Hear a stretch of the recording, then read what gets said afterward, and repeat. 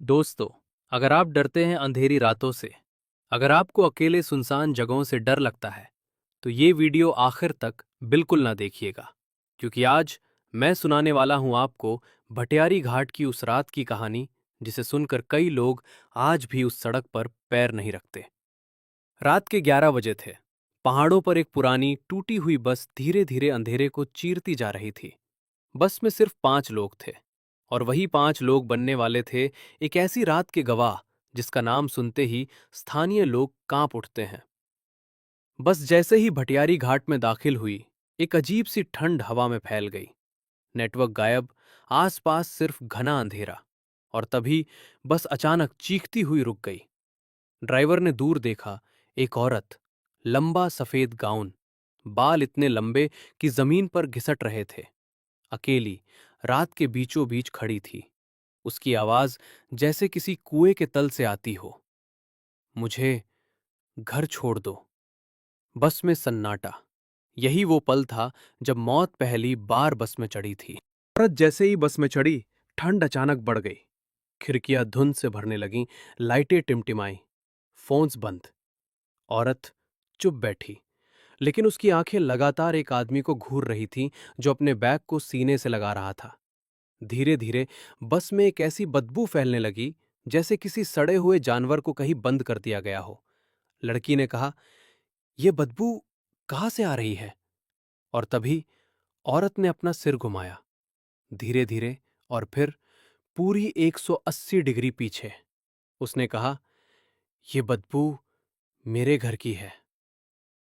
बस फिर बंद हो गई, जैसे किसी ने उसकी सांसें रोक दी हों।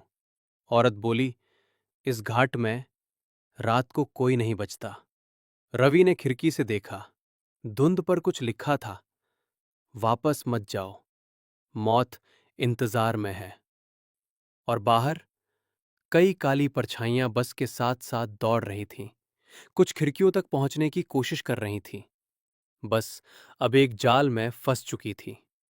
अचानक वो अजीब आदमी घबराकर खड़ा हो गया। ये सब मेरी वजह से हो रहा है, वो चिल्लाया। उसने बैग खोला। अंदर था एक कटा हुआ इंसानी सिर, चेहरा डर में जकड़ा हुआ, आंखें खुली, जैसे आखिरी पल में किसी ने उसे मौत दिखाई हो। आदमी बोला, मैंने नहीं मारा, मैं बस इसे यहां फेंकना चाहता था। कहते हैं भटियारी घाट पाप खा जाती है। औरत अब उठ खड़ी हुई। उसकी आवाज अब इंसानी नहीं थी। तुम्हारा पाप बहुत बड़ा है। बस अचानक उठने लगी, जैसे नीचे कोई खाई हो, जैसे परछाइयां उसे धक्का दे रही हों। लड़की चीखी, खिड़की के बाहर देखो। रवि, औरत ने कहा, इस आदमी को बाहर फेंक दो, इसी ने घाट को जगाया है। बस अब गिरने वाली थी, किसी भी पल मौत।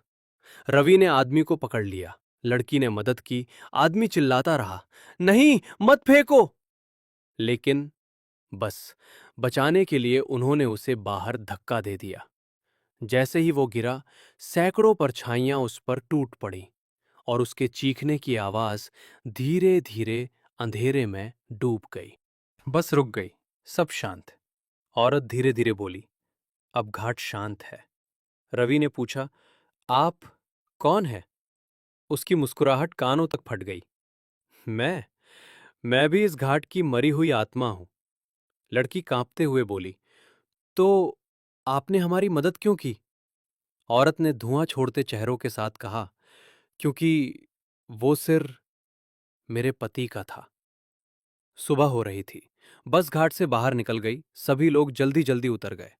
रवि ने राहत की सांस ली और पीछे मुड़कर बस को देखा, और उसकी रीढ़ में ठंडी लहर दौड़ गई। बस की आखिरी सीट पर वही औरत बैठी थी।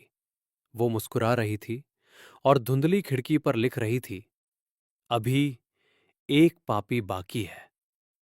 रवि ने डरते हुए पूछा, कौन? उसी वक्त उसके मोबाइल पर एक नोटिफिकेशन आया। फोन अपने आप जल उठा। स्क्रीन पर एक ही मैसेज, तुम। और दूर वही आवाज गूंजी, मैं तुम्हें बाद में लेने आऊंगी। अगर आपकी सांस तेज हो गई हो, या आप अभी भी पीछे मुड़कर देखने से डर रहे हो, तो कमेंट में मैं बच गया जरूर लिखना। और अगर हिम्मत है तो इस वीडियो को रात के 3 बजे फिर से सुनना, क्योंकि सुना है भटियारी घाट की वो आत्मा अपनी कहानियां सुनने वालों को ध्यान से देखती है।